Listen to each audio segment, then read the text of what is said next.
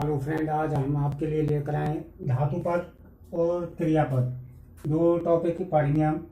एक तो सबसे फर्स्ट धातुपद और दूसरा पढ़ेंगे क्रियापद। आज के हमारे ये विशेष टॉपिक रहेंगे क्रियापद। अच्छा, हमारा कितना ही कठिन बात तो हो, हमें धातुपद और क्रियापद को दोनों को निकालना है। और सबसे पहले मैं आपको ये ट्रिक्स बता दूं इसकी। और ये हमारी ट्रिक्स आज की बहुत ही ज़बरदस्त रहेगी। आज बहुत ही अच्छी वीडियो बनने वाली है हमारी। सबसे पहले तो धातुपद, इसको ही हम कहते हैं क्रियापद। ठीक है, बात कर लें हम धातु की। ये दो प्रकार की होती हैं, एक होती है सक्रिय और एक होती है अक्रिय। कुछ भी पूछ सकता है क्वेश्चन में हमें कि सक्रिय धातु अक्रिय धातु, कुछ भी पूछ सकता है। अब बात कर लें हम क्रियापद। हिंदी में जब हम बात करते हैं तो क्रिया कहते हैं उसे, लेकिन अब थोड़ा सा अंतर है संस्कृत में कि धातु अगर सीधा पूछा जाए धातु तो हमें कैसे उत्तर देना उसका, और अगर पूछा जाए धातु पद तो कैसे उत्तर देना है। और अगर पूछा जाए हमें जैसे सक्रिय धातु या अक्रिय धातु तो हमें उत्तर उसका कैसे देना है। अब इसको समझना है हमें पूरा। तो आज का जो हमारा मुख्य टॉपिक है ये है। तो इसमें हमें देखना है सबसे पहले कि सक्रिय धातु या अक्रिय धातु किस तरीका से समझेंगे। आज की जो वीडियो है इसमें आपको पूरा कंप्लीट कर लेना है, बिल्कुल बाद में कुछ छोड़ना ही नहीं है, याद अभी हो जाएगा आपको कंप्लीट। जैसे आपके लिए अगर शब्द आए पेपर में या फिर कोई वाक्य आता है तो हम दोनों में से निकाल सकते हैं। अब बात करें, अगर कोई वाक्य आता है स प्रातः ग्रामम या ग्रामे गच्छति, ये आ गया वाक्य। और प्रश्न कैसे पूछेगा, इस तरीका से इन्वर्टेड कोमा इति धातु के, थोड़ा दूर लिख रहा हूं क्योंकि स्पेस रखना है यहाँ पर, हमें ये सभी समझने इसलिए स्पेस दे रहा हूं। अब बात करते हैं, इसमें ये पूछ लिया कि धातु क्या है, इसमें धातु कौन सा है। तो सीधी से आज ट्रिक्स से समझ रहे हैं हम कि अगर धातु की बात की जाए तो हमें ये रखेंगे उसमें कि जो अंत में लकार जुड़ा हुआ है, मेरी लकार वाली वीडियो में अपलोड है, आप देख सकते हो। अंत में जो लकार जुड़ा हुआ है उससे पहले जो शब्द है, चाहे हम उसे जानते हैं या नहीं जानते हैं, तो वो तो हो गई क्रिया हिंदी में। और जो क्रिया होती है उसी को हम संस्कृत में कहते हैं धातु। जो क्रिया है उसी को हम संस्कृत में कहेंगे धातु। लेकिन थोड़ा सा कंफ्यूजन ये हो जाता है, गलत इसलिए हो जाते हैं। अब आप कहोगे सर ये सरल तो है, लेकिन गलत कहाँ हो जाते हैं जब इन क्वेश्चनों में से पूछा जाता है। जैसे अक्रिय धातु, जब इन क्वेश्चनों से पूछा जाता है, चार तरीका के क्वेश्चन बना दिए जाते हैं, तब गलत होता है हमारा ये प्रश्न। वैसे बिल्कुल सरल है। गच्छ, इसको हमें पता है क्रिया है, और क्रिया को ही हम धातु कहते हैं। इसमें पूछ लिया कि धातु कौन सा भैया इसमें, तो धातु हो गया गच्छ। ठीक है, ये हो गया धातु। और हम क्या लिखेंगे, गच्छ को सीधा अगर हम लिखना चाहें तो गम लिखेंगे इसे। ये क्या है, धातु। ये आपके समझ में आ गया होगा बिल्कुल कंफर्म। अगर सीधा धातु ही पूछा जाता है तो क्लियर है ये बिल्कुल कि लकार से जो पहले लगा हुआ है, जो क्रिया जिसको हम हिंदी में क्रिया कहते हैं, वही धातु है। ठीक है, अब बात करते हैं हम, ये धातु हो गया हमारा क्लियर। उसके बाद में धातु पद की बात करते हैं। अगर ये पूछ लिया जाए, धातु नहीं पूछा जाए, अगर पूछ लिया जाए धातु पद, अगर धातु पद पूछ लिया जाए तो हम क्या करते हैं फिर धातु पद में। धातु पद में हमें पूरा लेना है लकार सहित, ध्यान रखेंगे। आज जो मैं बता रहा हूं ये बिल्कुल कंफर्म मानो, कभी भूलोगे नहीं आप। अगर धातु पूछे तो केवल क्रिया को लेना है, और अगर धातु पद पूछे तो पूरा ले लेना है लकार सहित। तो इसमें क्या लिखेंगे हम, अब गम नहीं लगाएंगे। अब इसका जो मूल धातु है इसको कहते मूल, जिससे ये धातु क्रियाएं बनती हैं उसको कहते मूल। जैसे क्रय से बनती है, क्रय मतलब करना, नी मतलब ले जाना, और उसके रूप चलते नय। जैसे नी धातु हो गई, ये तो हो गई मूल धातु। हाँ, इसमें ये पॉइंट भी डालते हैं हम। मूल धातु पूछ लेता है लेकिन पूछता बहुत कम है। मूल धातु और इसके रूप चलते हैं नए। अब इसी वाक्य में अगर आपको गच्छति को हटा दिया जाए, नयति जोड़ दिया जाए और यहां पर पूछ लिया जाए इति मूल धातु कै, ये पूछ लिया जाए, तो हमें तो पता क्रिया को मैंने धातु का मतलब क्रिया, और जो लकार से पहले मिलेगी वो है क्रिया। अब अगर मूल धातु पूछ लिया जाए तो मूल तो ये रहेगी भैया नी, जिससे रूप उसके चलते हैं, धातु के जिससे रूप चलते हैं उसे कहते हैं मूल धातु। सीधी सी बात है, कभी गलत नहीं करके आओगे इनको आप। तो ये आ गया, आपको समझ में कंफर्म हो गया। कमेंट्स में पूछ सकते हो अगर कुछ पूछना हो तो। अब बात करते हैं हम आगे। ये हो गया हमारा मूल धातु। एक बार रिपीट हो देंगे फटाफट, जल्दी से देना है रिपीट भी। अब बात करेंगे सक्रिय धातु की। सबसे महत्वपूर्ण चीज ये है, यहाँ पर हम बात कर रहे थे इसकी, जैसे धातु पद, तो धातु पद तो पूरा लकार सहित हो जाएगा गच्छति, इसमें मूल धातु नहीं लेंगे हम, गच्छति धातु पद।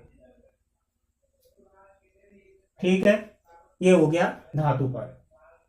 अब थोड़ा सा हम चेंज कर देते हैं इस वाक्य को। अगर इसी वाक्य में हमने ये कर दिया,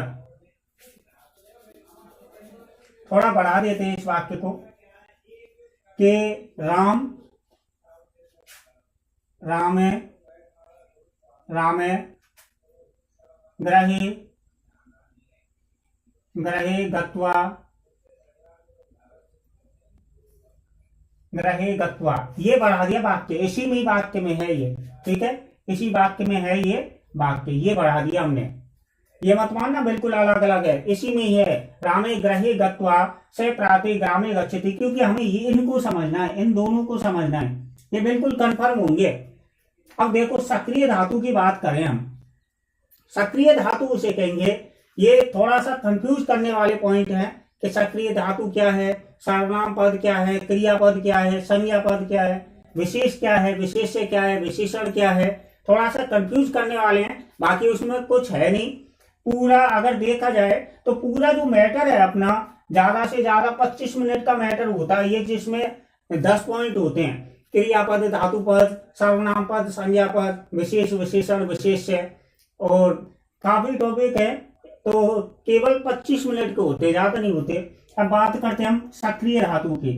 तो सक्रिय धातु वो होती है जिसमें लकार जुड़ा होता है, जो कार्य करती है धातु उसको कहते हैं सक्रिय धातु। अगर यहीं पर ही पूछ लिया जाए इसी क्वेश्चन में, इति सक्रिय धातु क्या है, इति सक्रिय धातु क्या है, अगर ये पूछ लिया जाए कि इसमें सक्रिय धातु, थोड़ी से कंफ्यूजन और मिटाएंगे हम इसी में, इतनी सक्रिय धातु। तो मैंने बता रहा हूं सक्रिय धातु वो होगी जो लकार में जुड़ी हुई है। सक्रिय का मतलब जो कार्य कर रहा है, जो क्रिया कर रही है, जो काम कर रहा है। सक्रिय मतलब जो लगा हुआ है, उसे कहेंगे हम सक्रिय। और धातु, धातु को तो हमें जानते ही हैं, सक्रिय धातु क्या, तो क्या हो जाएगा सक्रिय धातु, गच्छ, मतलब मूल धातु को भी लिखेंगे फिर गम, ये हो जाएगा। यहां हमने लिखा है धातु और इसकी जगह पर लिख देंगे सक्रिय धातु, सक्रिय धातु। ठीक है, ये क्लियर हो गया, आपको समझ में आ गया होगा बिल्कुल। अगर नहीं आता है तो कमेंट्स में पूछ सकते हैं। अब बात करते हैं अगला, हमसे जुड़े हुए हैं काफी, ज्यादा टाइम नहीं लेंगे इस वीडियो में। आप अपना नाम बताएं। अब बात करते हैं अक्रिय धातु। अक्रिय धातु का मतलब है कि जो धातु क्रिया नहीं कर रही है, जो कार्य नहीं कर रही है धातु, वो होगी अक्रिय धातु। और जो कार्य करती है वो हो जाएगी सक्रिय धातु। यहां पर ये कार्य कर रही है तो ये हो जाएगी सक्रिय धातु, और जो कार्य नहीं कर रही है, कोई भी कार्य उसका नहीं है, तो वो हो जाएगी अक्रिय धातु। ठीक है, ये बिल्कुल कंफर्म है। अब बात करें कि इसमें ही अगर पूछ लिया जाए अक्रिय धातु, अक्रिय धातु का अगर पूछ लिया जाए तो हमें कैसे ढूंढना है अक्रिय धातु कौन सी है। तो हम ध्यान रखेंगे इस बात को कि अक्रिय धातु का सीधा सा मतलब दिमाग में डाल लेंगे कि जो उसमें लकार नहीं जुड़ा होना चाहिए वो अक्रिय धातु है।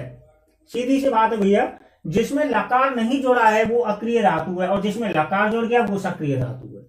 ये बिल्कुल कंफर्म रखो। जिसमें लकार जुड़ गया वो तो हो गया सक्रिय धातु, मतलब कार्य कर रहा है, और जिसमें लकार नहीं जुड़ा है वो है हो गया अक्रिय धातु। अब इसमें देखेंगे जो लकार नहीं जुड़ा है तो यहाँ पर गत्वा, इसमें तत्व प्रत्यय जुड़ा है तो यहाँ क्या हो जाएगा गम। मूल धातु को लिखेंगे, इसमें गच्छ नहीं लिखेंगे, मूल धातु लिखेंगे। अक्रिय धातु पूछ रहा है तो मूल लिखेंगे, ध्यान रखना है मूल धातु गम। ये क्या हो गया अक्रिय धातु। ठीक है, यहां तक समझ में आ गया होगा। ये जितने भी पॉइंट हैं क्लियर हो गए होंगे आपके। इसमें से थोड़ा सा कंफ्यूजन एक और रह जाएगा आपका।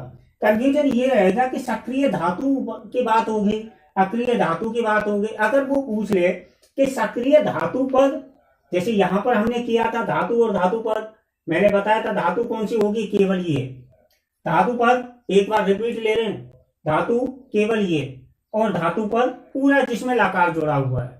ठीक है, ये क्लियर। सक्रिय धातु जहां कार्य किया जा रहा है कि एने का मतलब जिसमें लकार जुड़ा हुआ है वो हो गई सक्रिय धातु। अक्रिय धातु, अक्रिय धातु वो होगी जिसमें लकार नहीं जुड़ा हुआ है, वाक्य में कहीं पर भी दे रखी है, वो हो जाएगी अक्रिय धातु। ठीक है, ये क्लियर हो गए बिल्कुल। मूल धातु कौन सी होगी, मूल धातु वो होगी जिससे वो क्रिया बनी हुई है, जिससे धातु बनी हुई है। जैसे गच्छ है वो किससे बनी हुई है, गम से। जैसे नय है ये किससे बना हुआ है, नी से, तो ये होगी मूल धातु। ठीक है, ये बिल्कुल क्लियर होगी आपकी। अब बात करें क्रियापद। क्रियापद अगर पूछ लिया जाए तो ये धातु को ही क्रिया कहते हैं। ठीक है, इसे लिख देंगे। अब थोड़ा सा हमारा कंफ्यूजन ये रह गया है, अगर इसमें पूछ लिया जाए सक्रिय धातु तो होगी, अगर पूछ लिया जाए सक्रिय धातु पद पूछ लिया जाए तो सक्रिय धातु पद, इसमें कोई कंफ्यूजन नहीं। अगर सक्रिय धातु पूछता है तो जैसे ये गच्छ गम, इसमें आ गया सक्रिय, कार्य कर रहा है। अगर सक्रिय धातु पद पूछा जाए तो पूरा लिख देंगे गच्छति को। ठीक है, धातु जहां पद लगे जाए वहां पर लकार सहित लिखना है, लकार सहित लिखना है। जहां पर पीछे पद लग गया वहां पर अगर पूछ लिया जाए सक्रिय धातु पद तो लकार सहित लिखना है वहां पर। ठीक है, पूरा लकार सहित लिखना है। अगर पूछ लिया जाए अक्रिय धातु पद, अब आप कहोगे कि सर आप बता रहे थे अक्रिय वो होगी जिसमें लकार ही नहीं होगा, तो इसमें क्या करना, इसमें कुछ नहीं करना। ये तो कंफ्यूज करने वाली बात है। जैसा हम पहले लिख रहे थे उस धातु को वैसे ही अब लिखेंगे, चाहे अक्रिय धातु पद आ जाए चाहे अक्रिय धातु आ जाए। ठीक है, जैसा पहले लिख रहे थे, गम लिख रहे थे, यहां मिली थी अक्रिय, गम लिख रहे थे अक्रिय धातु, चाहे धातु पद पूछ लिया जाए अक्रिय धातु पद तो भी गम ही लिखेंगे। केवल इसमें तो कंफ्यूज करने वाली बात है, बाकी कोई नहीं है। अब यहां तक आपको कुछ पूछना है फटाफट पूछो। रिपीट हो गया अपना।